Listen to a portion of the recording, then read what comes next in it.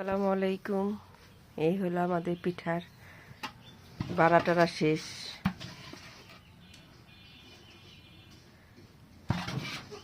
শেষের দিকে। এই তো 2 ঘরে দিয়ে আসা হয়েছে, আর এই যে বাইরে রাখলাম।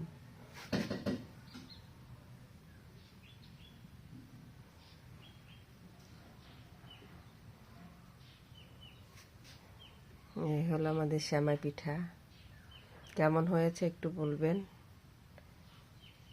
2 ঘরে বেড়ে দিয়ে আসছি 2 বাটি। এই হলো আমাদের হাঁড়ির মধ্যেও আছে। সবাই ভালো থাকবেন। আর কেমন হলো আমাদের শীতের পিঠা আয়োজন। সব ভালো থাকবেন। আল্লাহ হাফিজ।